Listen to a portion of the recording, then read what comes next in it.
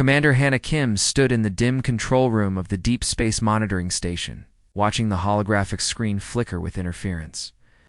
The emergency signal was coming through weak, but clear enough to understand. She had been expecting routine patrol reports, not this. The image that appeared made her breath catch. A tall alien with bright blue skin and huge pearl-like eyes stared back at her. His face showed pure terror, the kind that comes when death is certain. His voice shook as he spoke in broken galactic standard, the common language most species used for trade. "Please, anyone who can hear this message," the alien begged, his hands pressed together in what looked like prayer. "My name is Ambassador Veltar of the Zephyrian Coalition. The Void Swarm has come to our worlds. They have already destroyed 3 of our planets. Billions are dead." Hannah felt her stomach drop. Every spacer in the galaxy knew stories about the Void Swarm, though most thought they were just scary tales told in dark corners of space bars. Ancient machines that ate entire worlds, turning everything living into raw materials for their endless expansion. She had hoped they were just stories. "Our military fleets tried to stop them," Veltar continued, his voice breaking. "We had the best technology, the finest warriors from 7 different species working together. It didn't matter. The machines learned from every attack, adapted to every weapon we used. Our ships were destroyed in hours." Lieutenant Tay Park, sitting at the communications console nearby, looked up at Hannah with wide eyes. His young face had gone pale. "Ma'am, he's broadcasting this on every frequency we monitor, even the ones we use to warn ships to stay away from human territory." That detail made Hannah pause. Most civilized alien species wanted nothing to do with humans. They called Earth's people Deathworlders because humans came from a planet so dangerous that it had created a species they considered too violent, too unpredictable, too willing to fight. Polite galactic society pretended humans didn't exist most of the time. But now, facing total extinction, even they were reaching out to the scary humans. "Our allies have abandoned us," the alien ambassador went on. "Oh, the great powers of the galaxy "Have pulled their fleets back to defend their own worlds. We understand their choice, but it leaves us alone against an enemy that cannot be stopped, cannot be reasoned with, cannot be anything but destroyed completely." Hannah watched the aliens' image flicker as the signal weakened. Space was vast, and this message had traveled incredibly far to reach human monitoring stations. The fact that they were broadcasting to human space meant their situation was truly desperate. "We are the Zephyrian Coalition," Veltar said, straightening slightly as if trying to maintain some dignity in his plea. 7 peaceful species who have never known real war. Build, we explore, we create art and music. We have never learned to be destroyers. But the Void Swarm knows nothing but destruction. They turn our gardens into metal, our children into raw materials. Park's hands moved quickly over his control panel. "Ma'am, I'm picking up similar broadcasts from at least 12 different locations. They're really sending this everywhere, hoping someone will answer." The alien's next words hit Hannah like a physical blow. "We send this message to all corners of the galaxy, knowing that most who receive it will delete it unheard. We beg for aid from any species brave enough to stand against this mechanical plague. We offer everything we have, all our technology, all our resources, all our worlds if any survive. We only ask that someone, somewhere, care enough to try." "What?" Transmission began to fade, the blue alien's desperate face becoming harder to see. His final words came through clearly, though. "If no one comes, we'll make our final stand at Kepler's gate. We will fight until the last of us falls. Perhaps our sacrifice will buy other worlds a few more days of life. May the universe remember that we tried." The screen went dark, leaving Hannah and Park sitting in silence. The weight of what they had just witnessed settled over them. An entire coalition of species was about to be wiped out, and they had turned to humanity as their last hope. Park said quietly, "Should I forward this to Fleet Command?" Hannah was already reaching for the direct communication link to Luna Command. Her fingers moved with practiced speed as she opened a priority channel to Admiral Sunchoi, the commander of all human military forces. Within moments, the Admiral's weathered face appeared on her screen. Behind him, she could see the controlled chaos of the war room at Luna Command. with officers moving between stations and tactical displays showing ship positions throughout human space. Commander Kim, Admiral Choi, said without any pleasantries. "I assume you're calling about the alien distress signal?" "Yes, sir, you've seen it. Every monitoring station in human space picked it up. They're broadcasting on frequencies that would reach every major species in the galaxy." His expression was grim. "What's your assessment?" Anna chose her words carefully. "Sir, if the Void Swarm is real, and they've already taken 3 worlds, this could spread. Eventually, they might reach human space." The Admiral nodded slowly. "My thoughts exactly." "What are your orders, sir?" Admiral Choi was quiet for a moment, and Hannah could see him thinking through the implications. Finally, he spoke with the firm voice of command that had led humanity through dozens of conflicts. "We mobilize everything. Every ship that can fly, every crew that can fight, every piece of military hardware we have. If these aliens want help against extinction, they're getting the full power of humanity." Hannah felt her heart rate spike. "They ask for aid, not necessarily military intervention. Maybe they need evacuation support or commander." The Admiral cut her off, his voice carrying the weight of hard-earned experience. "When someone is facing the complete destruction of their species, you don't send a medical ship and some blankets. You send every weapon you have and pray it's enough." The response was immediate and overwhelming. Within 30 minutes of Admiral Choi's order, every human military installation across the solar system began moving at once. Earth's massive orbital shipyards, which normally took weeks to prepare a single vessel for deployment, were now launching ships every few minutes. Captain Jin Lee watched from the bridge of his heavy cruiser, relentless as the impossible became routine. Ships that had been in maintenance suddenly appeared with fresh crews. Reserve vessels that hadn't flown in years were being pulled from storage and fitted with the most advanced weapons humanity could build. Even civilian ships were being pressed into service as support vessels. "Captain, incoming transmission from Titan Base," reported Lieutenant Sujin Park at the communications station. Her voice carried a note of disbelief. "They're launching mining ships equipped with military-grade weapons. Apparently the miners volunteered to join the fleet." Jin shook his head in amazement. "That was humanity for you. Tell them someone needed help against impossible odds, and volunteers would come. Out of nowhere." The mining crews of Titan were tough as nails, used to working in conditions that would kill most other species. Now, they wanted to take their giant industrial ships and use them as improvised warships. "Sir, His Executive Officer Commander Yuna," Song called out. "You need to see this." Jin moved to the main viewing screen and felt his breath catch. Ships were arriving at the rally point faster than the traffic control computers could process them. Sleek destroyers designed for fast strikes appeared next to massive dreadnought battleships that looked like flying fortresses. Medical ships, supply transports, even some ships Jin didn't recognize were joining the growing formation. Each ship that arrived brought the total higher.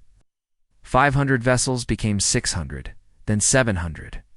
The space around the rally point began to look like a small city made of metal and weapons. Captain Song reported, checking her tactical display.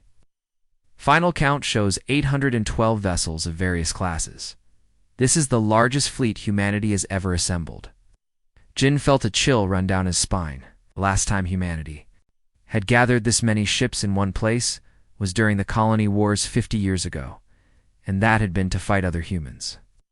Now they were taking this entire armada to help complete strangers against an enemy they barely understood. The communications board lit up with an incoming priority signal. "All senior officers report to the flagship Indomitable for immediate briefing," came Admiral Choi's voice over the fleet-wide channel. Jin looked at the massive ship dominating the center of their formation. Indomitable was humanity's crown jewel, a vessel so large it had its own artificial gravity and could carry enough firepower to level a small moon. Other species had seen images of it and called it unnecessarily aggressive and a monument to human violence. Jin had always thought it was beautiful. His shuttle ride to the flagship gave him a close-up view of what humanity had accomplished. In just a few hours, ship after ship stretched out in all directions, their hulls painted in the dark grays and blacks that human military doctrine preferred. Unlike the bright, colorful vessels that other species favored, human ships looked. Like predators even when they weren't moving. The Indomitable's docking bay was chaos. Shuttles from hundreds of ships were arriving constantly, discharging senior officers who were being rushed to the main briefing room. Jin recognized faces he hadn't seen in years, captains and commanders. From every corner of human space who had dropped everything to join this mission, the briefing room itself was enormous.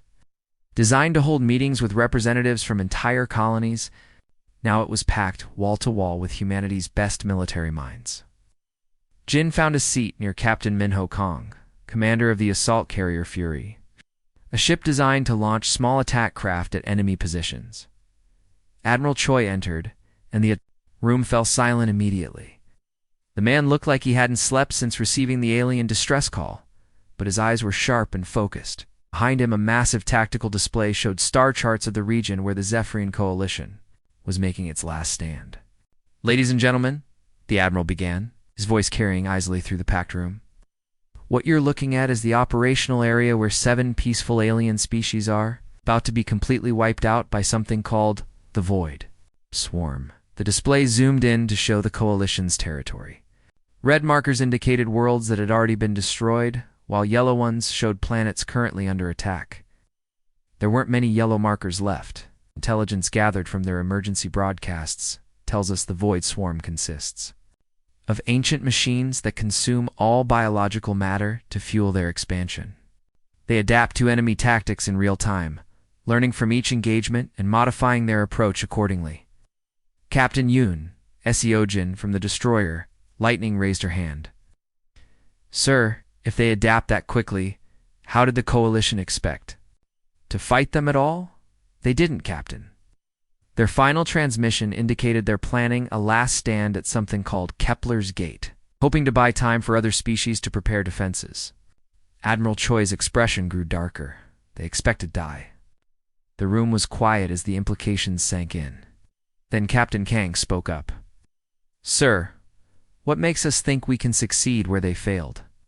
These are advanced civilizations with technology we've never seen."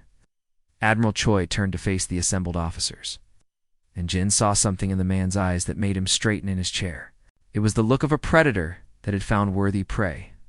"Because, Captain, every alien species that's faced the swarm has tried to fight them properly. They use standard tactics, conventional weapons, civilized rules of engagement." The Admiral paused, letting his words sink in. "I'm not going to fight them properly. We're going to fight them like humans." A ripple of understanding moved through the room, followed by dark chuckles from officers who knew exactly what that meant. Human military doctrine had never been civilized.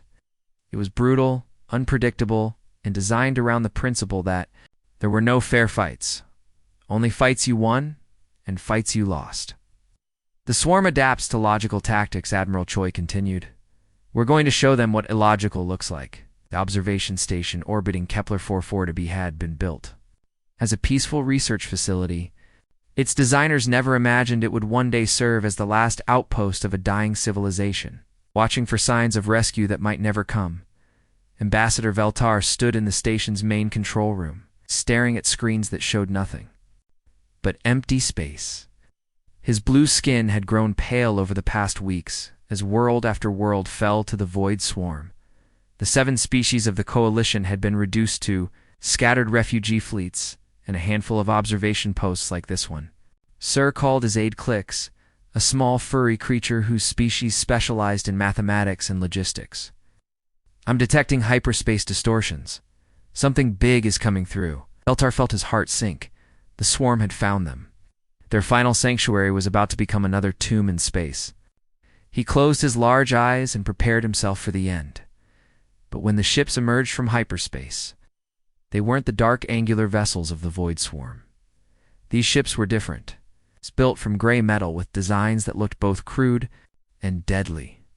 More importantly, there were hundreds of them. "By the great light," Veltar whispered, his voice barely audible as he stared at the tactical display.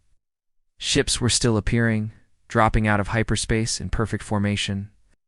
The numbers kept climbing. 300, 500, 700. Clix was frantically working at his console, trying to process what they were seeing. Sir, I count 817 vessels. Our energy signatures are massive. Every single ship is armed. For heavy combat, the ambassador felt dizzy when the coalition had sent out their desperate plea for help.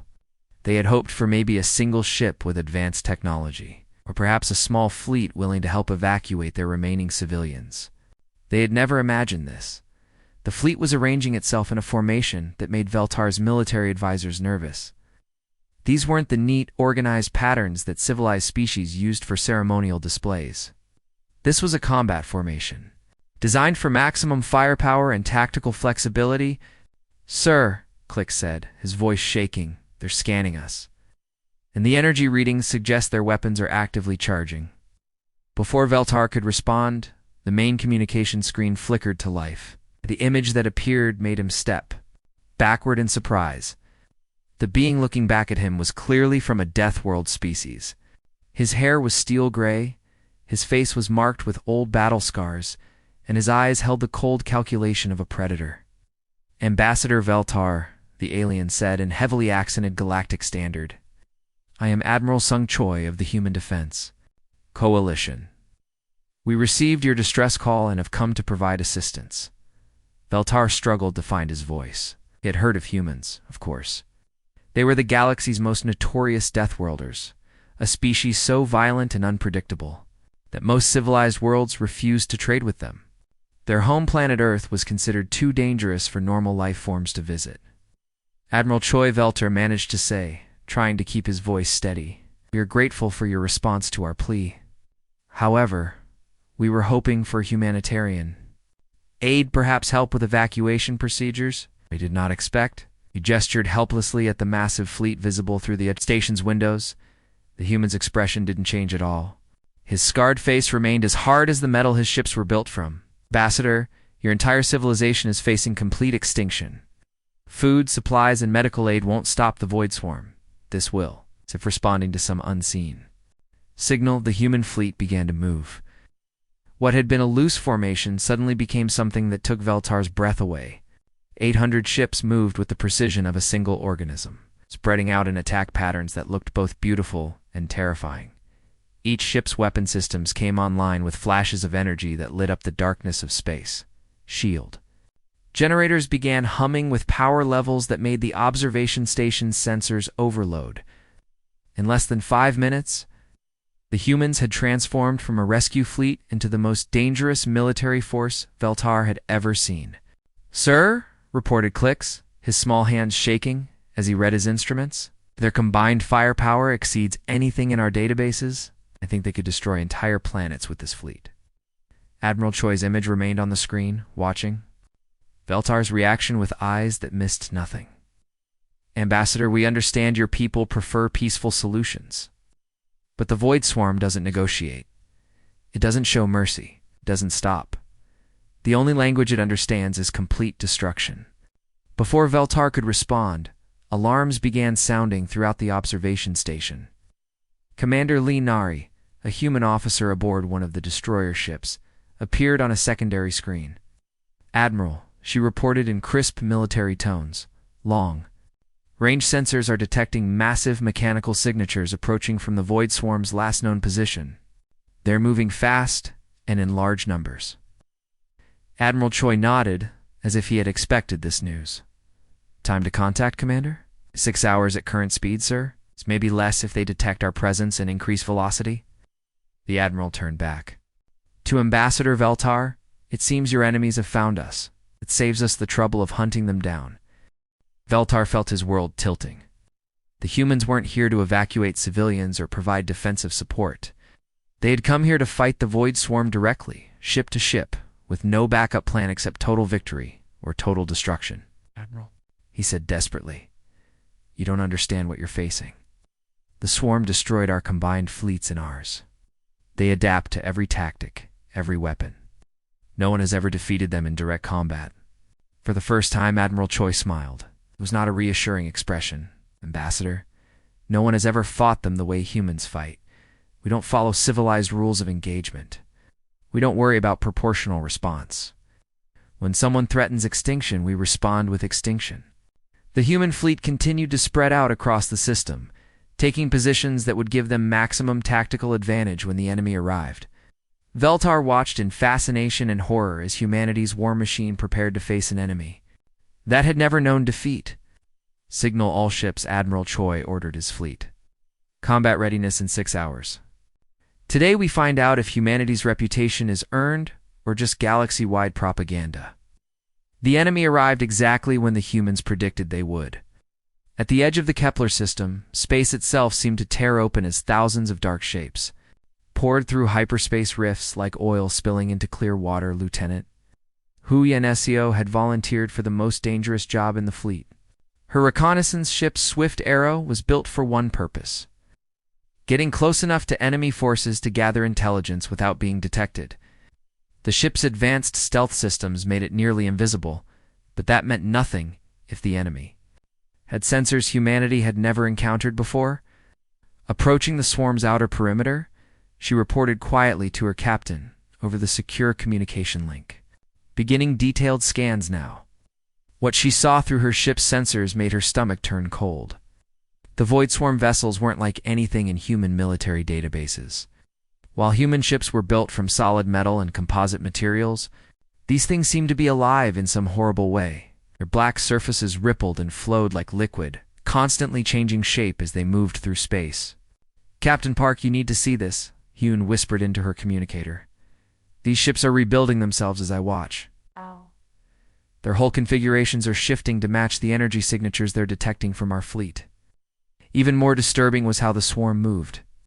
Human fleets followed tactical doctrine, maintaining formations and following orders from command ships, but the swarm operated like a single organism.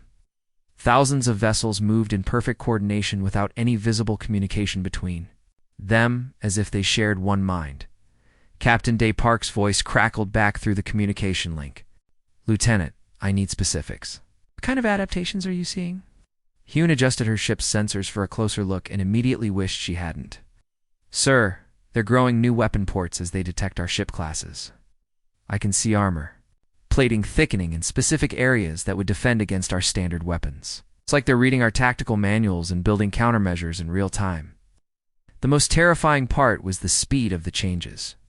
Within minutes of detecting human energy signatures, the swarm ships had reconfigured their entire external structures. Smooth holes suddenly sprouted defensive systems. Weapon ports multiplied and repositioned themselves for optimal firing angles. Shield generators appeared where none had existed before. "Captain, they're not just adapting their technology," Hyun continued, her voice barely steady. "They're adapting their entire strategic approach." Watching them reorganize their formation to counter standard human fleet tactics. Back aboard the reconnaissance ship's mother vessel, Captain Park felt a chill run down his spine. This explained everything. The Zephyrian Coalition and their allies had been following traditional military doctrine when they engaged the swarm. They had used proven tactics, reliable strategies, and conventional weapons that had worked against every previous enemy. But the Void Swarm learned from every engagement. Every successful tactic used against them became useless the moment they encountered it. Every weapon that damaged them was quickly countered by adaptive defenses. Fighting them conventionally was like trying to defeat an enemy who could read your mind and copy your abilities. "Get this data to Admiral Choi immediately," Park ordered. Priority transmission, full tactical analysis. Aboard the flagship Indomitable, the tactical briefing room had become a hub of frantic activity. Admiral Choi stood before massive displays, showing the incoming enemy force, while his staff officers analyzed the intelligence data streaming in from reconnaissance ships. "Commander." Unisong looked up from her analysis station with grim news. "Sir, the Zephyrians have transmitted their complete combat database on the Void Swarm. 17 major engagements over the past 3 months. Every single battle followed the same pattern. The tactical display showed battle after battle, each one ending in complete defeat for the Coalition forces. The pattern was depressingly consistent. Alien fleets would engage at maximum range using energy weapons, hoping to destroy the swarm before it could reach their positions. The machines would adapt their shielding and defenses, then close the distance for devastating close-range attacks. "Sir," reported Intelligence Officer Kim Minho, Every species that faced the swarm used what we would call civilized warfare.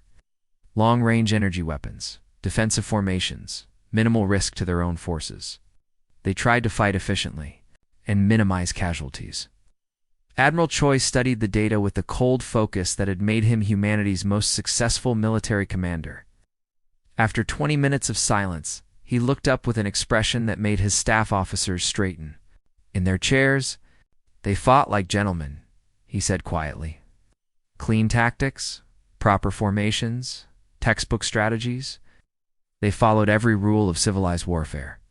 Sir Song asked, not sure where the Admiral was going with this observation.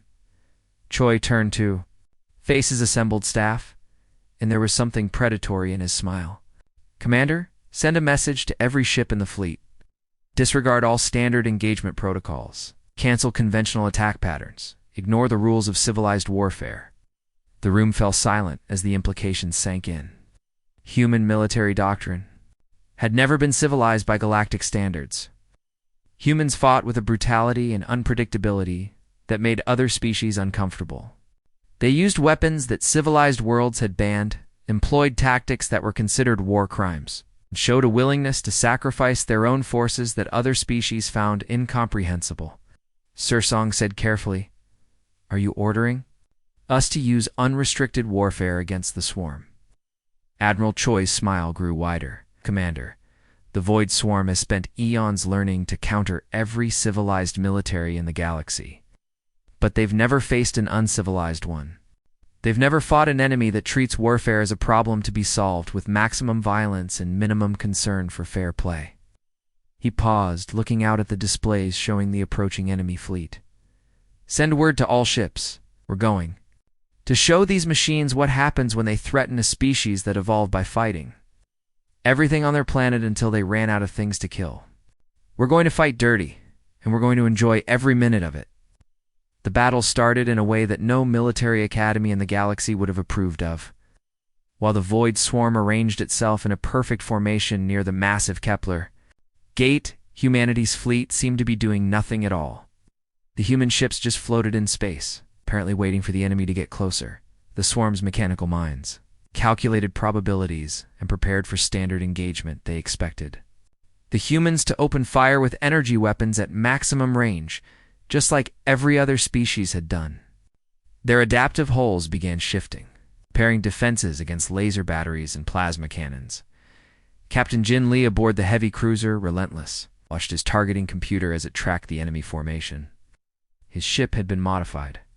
With humanity's most brutal innovation in space warfare, kinetic kill vehicles that his crew nicknamed crowbars, Weapons Officer Kim Jin said quietly to the young man at the tactical station, "Launch everything we have.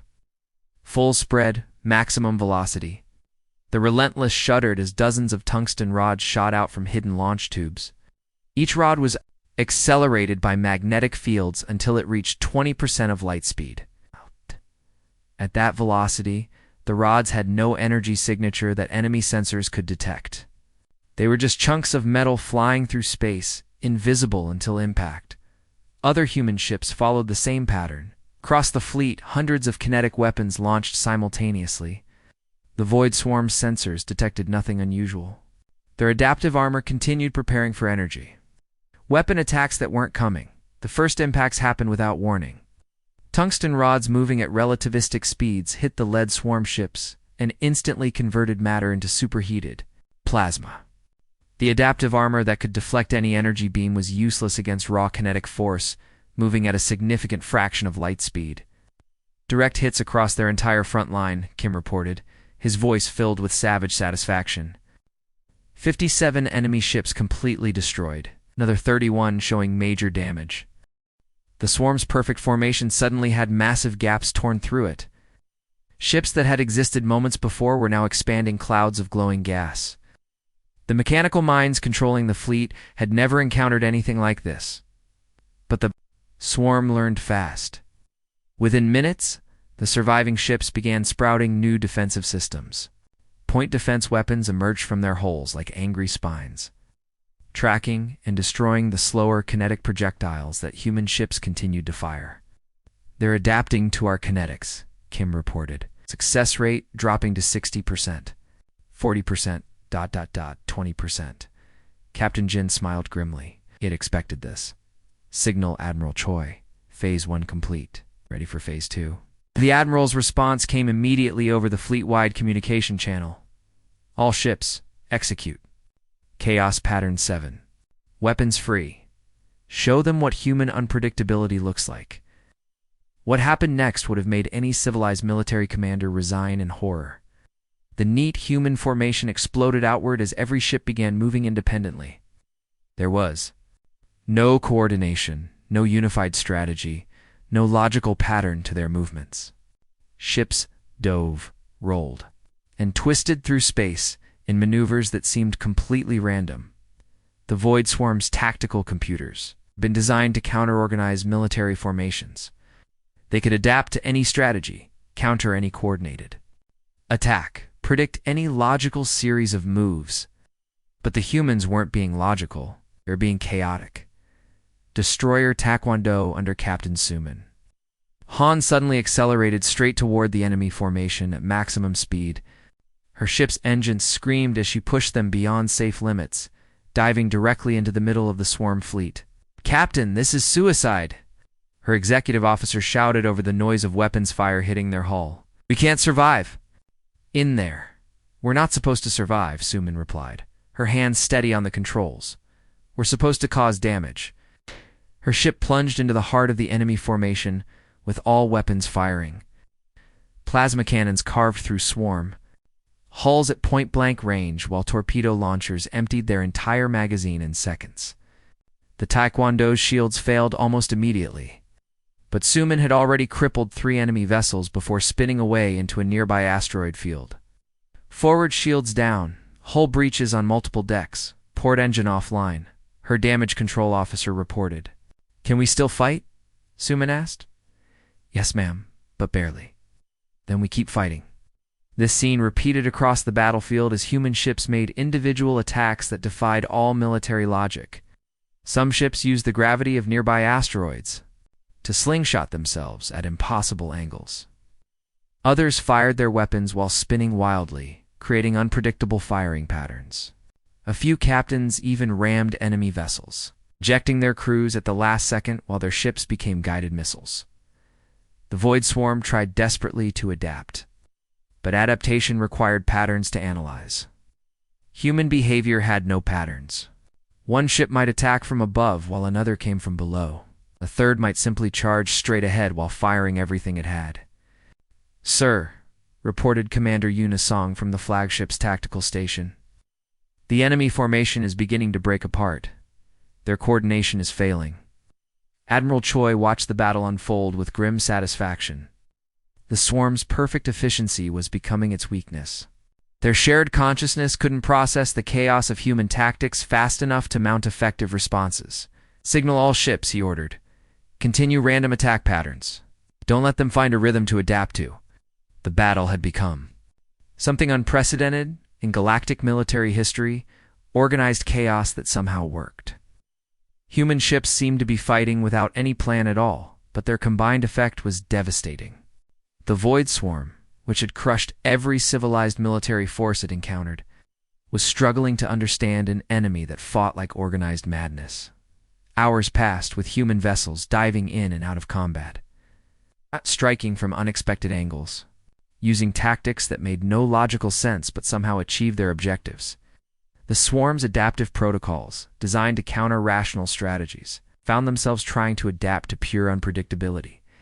As the battle reached its peak intensity, humanity began unleashing weapons that no civilized species had ever considered building. The Zephyrian observers watching from their distant station could hardly believe what their sensors were telling them, Ambassador. Veltar stared at his tactical display in complete shock. The readouts showed energy signatures that seemed impossible. "What are those humans doing now?" he whispered to his aide. Klix checked his instruments 3 times before answering. His small hands were shaking as he spoke. "Sir, they appear to be creating artificial stars inside the enemy formation. The temperature readings are showing fusion-level reactions happening in open space." Captain Minho Kong aboard the Assault. Carrier Fury was responsible for some of the most spectacular destruction on the battlefield. His ship specialized in launching small attack craft, but today it was deploying something far more dangerous. The humans called them Sunbreakers, and they lived up to their name. "Launch sequence complete," reported his weapons officer. "All stellar charges deployed and armed." The weapons were insane by any reasonable standard.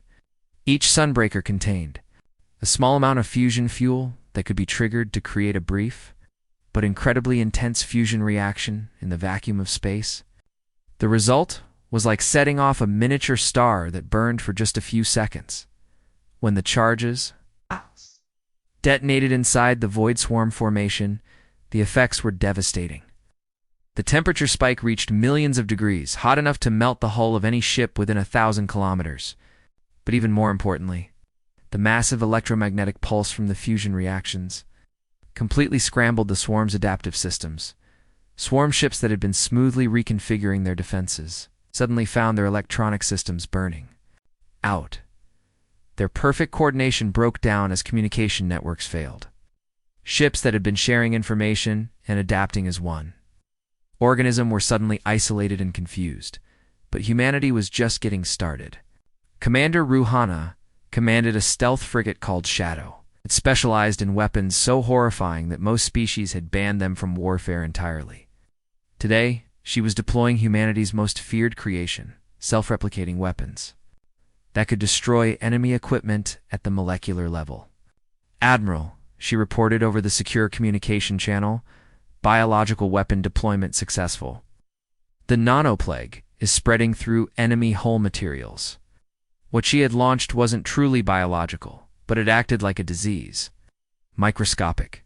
Machines that could break down metal and composite materials, converting enemy armor into useless scrap. The weapon spread from ship to ship, wherever the swarm vessels made contact with each other. Turning their adaptive armor into a weakness, the Void Swarm tried desperately to counter these new threats. But humanity's arsenal seemed endless and completely unpredictable.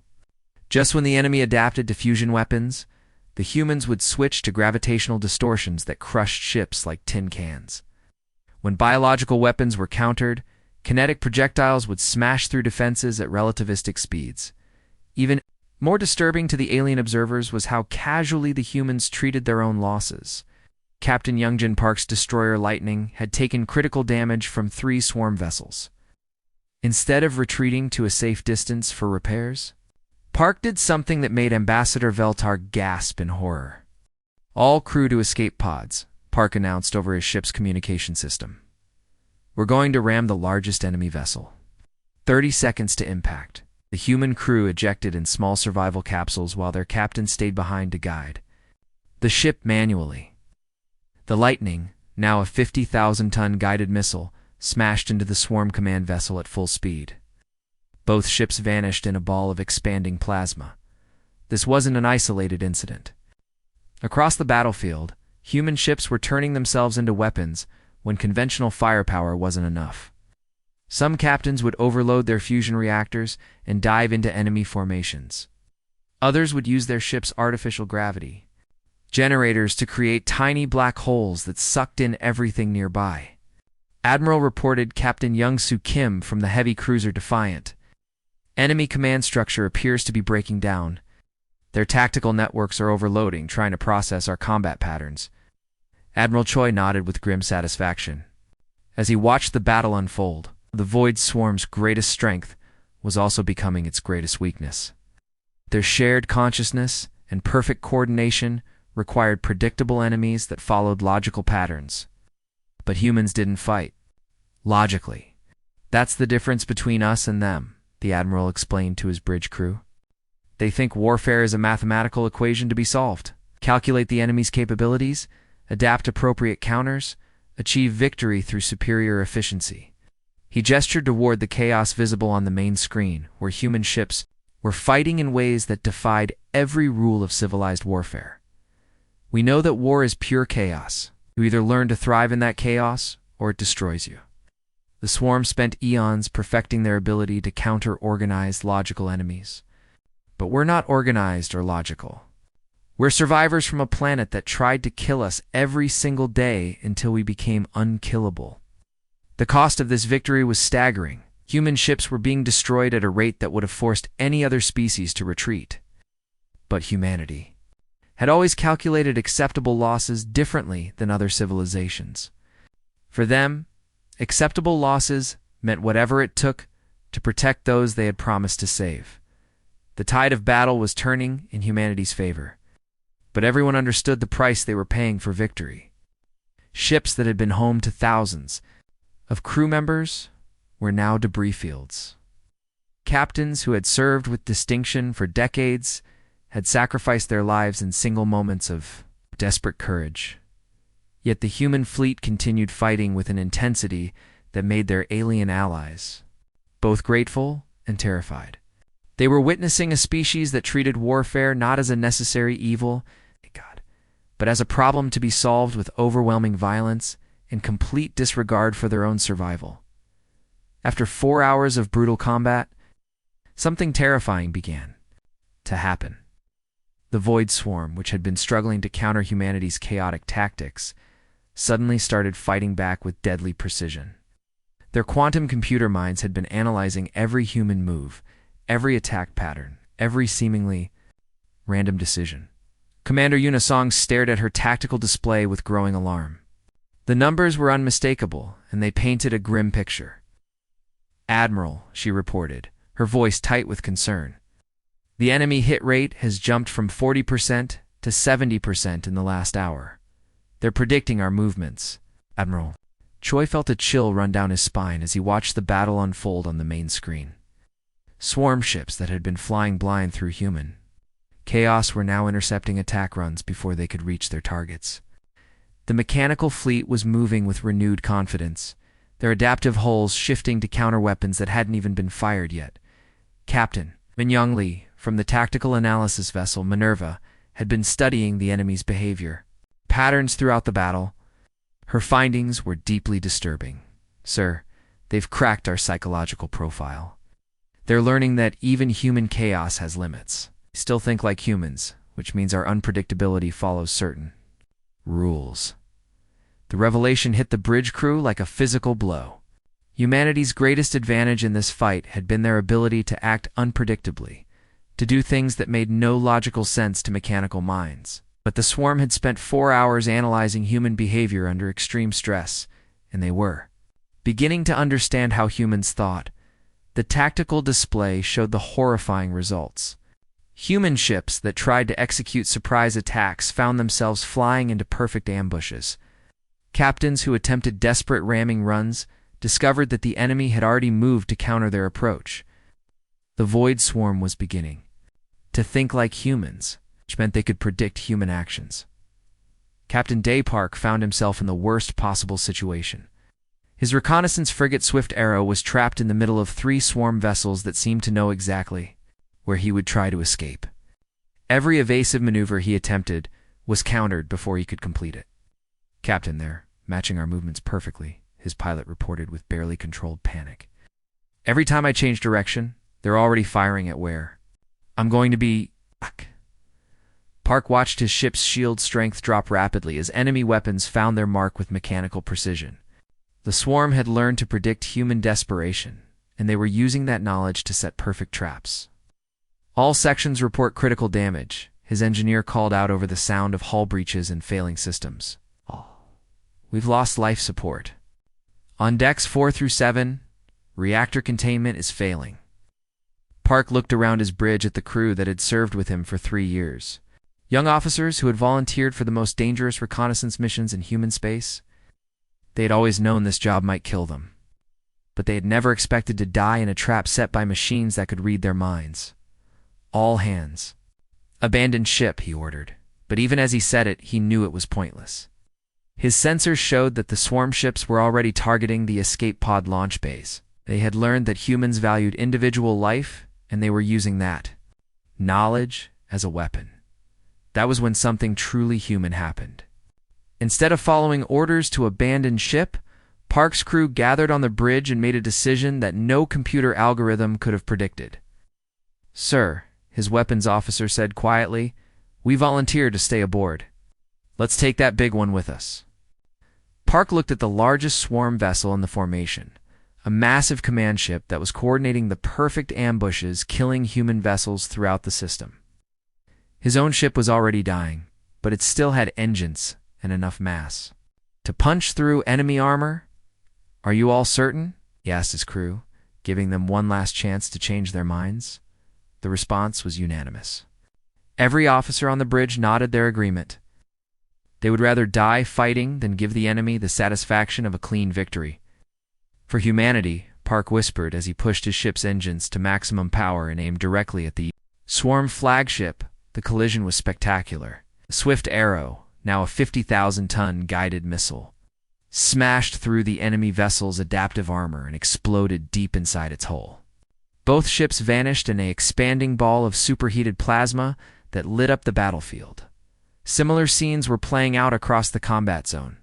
Human crews, trapped in situations where survival was impossible, were choosing to turn their deaths into weapons. Ships that could have tried to escape were instead ramming enemy vessels.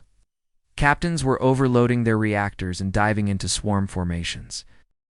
But even human sacrifice was being countered. The Void Swarm was learning to predict desperate kamikaze attacks, positioning their ships to minimize damage from ramming attempts.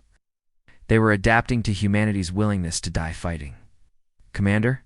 Song studied the tactical projections with growing despair. Admiral, at current loss rates, we'll lose fleet cohesion within 2 hours. The enemy is neutralizing our tactical advantages faster than we can develop new ones. Admiral Choi stared at the display showing red icons that represented destroyed human ships. Each icon had been home to hundreds of crew members who had volunteered for this mission. Good people who had followed him across the galaxy to save. Strangers from extinction, the mathematics were becoming undeniable. The Void Swarm was adapting to human psychology faster than humans could change their tactics. Their infinite flexibility was overcoming even humanity's legendary unpredictability. But then the Admiral smiled. It was an expression that made his bridge crew straighten in their chairs. It wasn't a smile of joy or confidence. It was the grin of a man who still had one card left to play, even when the game seemed lost. Signal all ships, he ordered, his voice carrying across the fleet-wide communication channel. Prepare for Protocol Omega. All captains acknowledge receipt and stand by for final orders. The bridge fell silent as everyone realized what the Admiral was planning. Protocol Omega was humanity's ultimate contingency plan, something so dangerous that it had never been tested in actual combat. It was the option they used when victory was impossible, but defeat was unacceptable. Protocol Omega existed only in the deepest classified files of human military command. It was a theoretical plan, created by strategists who understood that sometimes winning meant being willing to lose everything. No commander had ever authorized its use because the cost was absolute. Every ship that participated would be destroyed. Commander Unisong looked at Admiral Choi with barely concealed horror. Sir, are you absolutely certain about this? At once. We activate Protocol Omega. There's no way to stop the sequence. Every ship that begins the process will be completely destroyed. Admiral Choi stood on the bridge of the Indomitable, looking out at the tactical display that showed his fleet slowly losing the battle. Red icons marking destroyed human vessels outnumbered the green ones, representing active ships. In another hour, there might not be a human fleet left to command. He turned to face his bridge crew, men and women who had served with him for years. They had followed him through dozens of battles, trusted his judgment in impossible situations, and never questioned his orders even when those orders seemed insane. The Void Swarm believes they have us figured out, he said quietly. Their quantum minds have analyzed our psychology, predicted our tactics, calculated our limits. They think they understand what humanity is capable of. Captain Juano's voice came through the communication system from her escort destroyer Courage. Admiral, what have they missed? They seem to be countering everything we throw at them. Choi's expression grew deadly serious. They've made one critical error in their calculations, Captain. They assume that survival is our primary objective. They think we fight to win and live to fight another day, but they're wrong. The bridge fell silent as his words sank in. Everyone understood what the Admiral was implying. Humanity had always been different from other species because they were willing to pay prices that others considered unacceptable. Protocol Omega assumes that victory is more important than survival, Choi continued. We're going to show the swarm what happens when an entire fleet decides that dying for a cause is preferable to living with failure. The plan was beyond insane by any civilized standard. Human ships would deliberately destabilize their fusion reactors while flying directly into enemy formations. Each vessel would become a miniature star, releasing energy equivalent to a supernova. In a concentrated area, the explosions would destroy everything within thousands of kilometers, including the ship creating them. Captain Jin Lee aboard the heavy cruiser Relentless was the first to volunteer. His ship had taken heavy damage during the earlier fighting, and his crew had been reduced to less than half strength. But his fusion reactor was still intact, and that was all Protocol Omega required. All hands, this is your captain, Lee announced. Over the ship's internal communication system, his voice was calm and steady, as if he were discussing routine maintenance instead of deliberate self-destruction. We have been selected to demonstrate to our enemies what humanity truly represents. Prepare for fusion core overload sequence. In the engine room, Chief Petty Officer Minho Choi began the most dangerous procedure in human engineering. Normally, fusion reactors were designed with dozens of safety systems to prevent exactly what he was about to do. But Protocol Omega required those systems to be deliberately bypassed. Beginning core destabilization, he reported to the bridge. All safety protocols disabled. Magnetic containment fields reducing power in sequence. Engineer Soonjin Park monitored the reactor temperature as it began climbing beyond safe parameters. The numbers on his display were turning red as the fusion reaction started to run wild. Sir, core temperature is rising exponentially. We have approximately 3 minutes before complete containment failure. Captain Lee nodded and turned his attention to navigation. The Relentless began accelerating toward the densest concentration of void swarm ships. Around him, he could see other human vessels beginning the same deadly sequence. Dozens of ships were volunteering to become weapons of mass destruction. The void swarm sensors detected the unusual energy patterns emanating from human ships and tried to calculate appropriate responses. But their algorithms had no reference for deliberate self-destruction on this scale. They began evasive maneuvers. But it was already too late. The Relentless reached the heart of the enemy formation just as her fusion core went critical. The explosion was visible from the other side of the solar system, a brief new star that outshone everything else in local space. Everything within 1,000 kilometers simply ceased to exist, vaporized instantly by temperatures that exceeded the core of a sun. But Captain Lee's sacrifice was only the beginning. Across the battlefield, human ships were making their final approach runs. The damaged destroyer Thunder followed 30 seconds later, her captain guiding the ship manually while her crew sang an old Earth song about sacrifice and honor. The cruiser Defiant was next, diving into a cluster of swarm command vessels while her fusion core built toward critical overload. Her explosion took out an entire enemy squadron and sent electromagnetic shockwaves that disabled dozens more ships, one by one. Human vessels transformed themselves into weapons that no enemy could defend against. Each explosion added to a growing crescendo of destruction that lit up the Kepler system like a string of newborn suns. The Void Swarm, which had never encountered an enemy willing to commit total suicide for tactical advantage, found their adaptive algorithms completely overwhelmed. The mechanical minds that controlled the swarm tried desperately to process what they were witnessing. This wasn't warfare as they understood it. This was an entire species choosing death over defeat, turning their own annihilation into a weapon that couldn't be countered or adapted to. No. Tactical computer in the universe had been programmed to handle an enemy that treated their own extinction as an acceptable price for victory. The Void Swarm had finally encountered something their infinite adaptability couldn't overcome, the human willingness to die rather than accept failure. The explosions continued for another 10 minutes, each one marking the end of a human ship and everyone aboard it. When the light finally faded and the radiation cleared, The void swarm's perfect formation had been replaced by expanding clouds of superheated gas and twisted metal debris. The silence after the explosions was deafening. Where moments before the space around Kepler's gate had been filled with the chaos of battle, now there was only drifting debris and the fading glow of cooling plasma. The void swarm, the ancient mechanical plague that had terrorized the galaxy for eons, was gone. Admiral Choi stood on the bridge of the Indomitable, looking out at what remained of his fleet. The massive viewing screen showed a scene of devastation that would haunt him for the rest of his life. Twisted metal fragments that had once been proud warships floated silently through space. The debris field stretched for millions of kilometers, marking the graves of over 600 human vessels and their crews.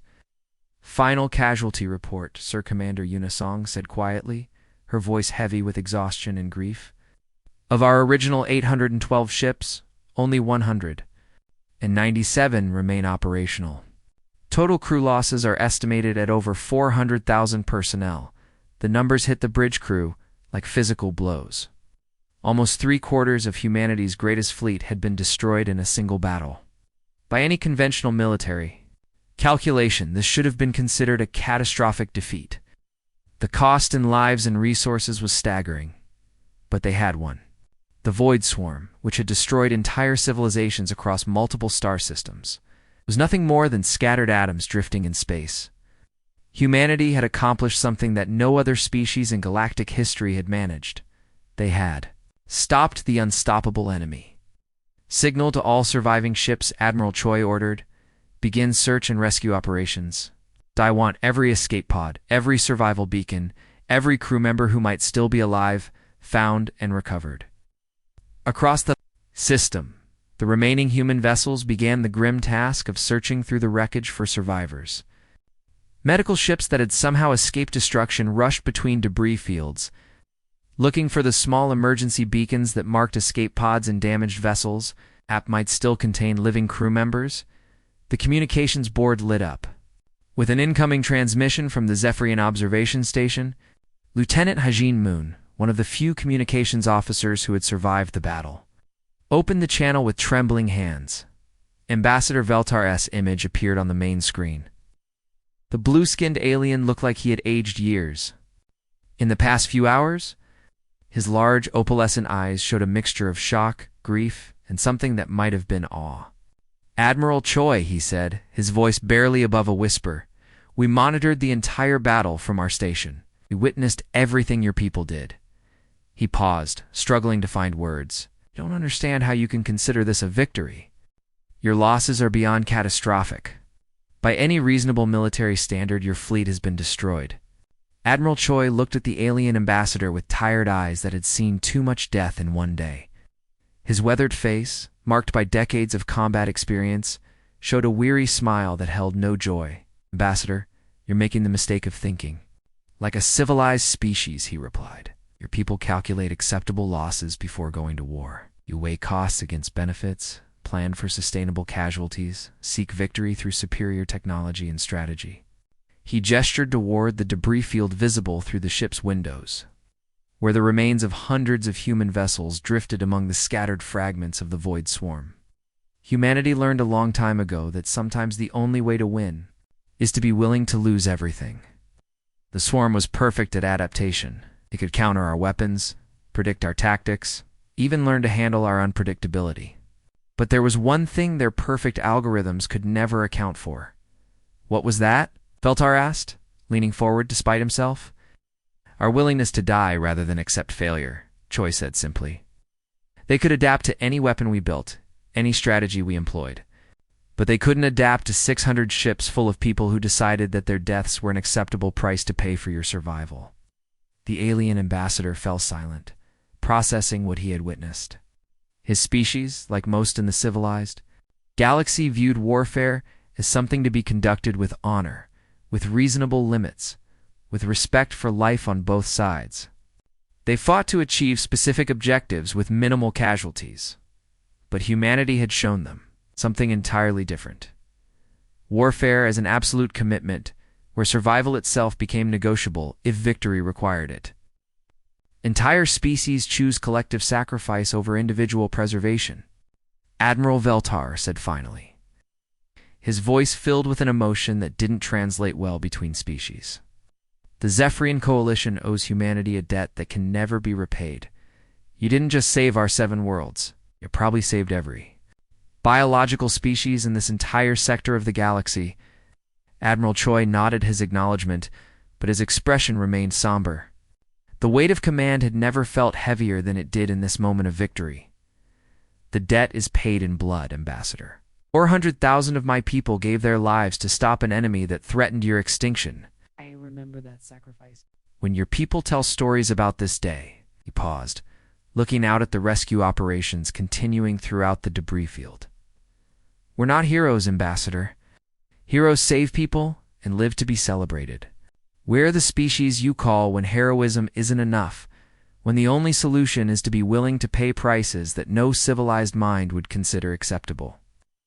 Over the following days, as the surviving human ships began their long journey back to Earth, word of the Battle of Kepler's Gate spread throughout civilized space.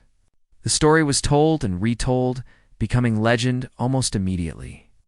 The galaxy's peaceful species would remember this day with a complex mixture of gratitude and terror. They had been saved by the Deathworlders, the violent and unpredictable humans, who treated impossible odds as merely inconvenient obstacles. The same species that most civilized worlds preferred to pretend didn't exist had willingly sacrificed themselves to protect complete strangers from extinction. The Void Swarm was gone, forever destroyed so completely that not even their adaptive technology could recover. But the legend of humanity's response would echo through the stars for generations to come. Never again would any species make the mistake of underestimating what humans would sacrifice to protect those who asked for their help. In the end, humanity had proven that sometimes the greatest victory requires the greatest sacrifice, and that the willingness to die for others is the one weapon that no enemy can ever adapt to counter.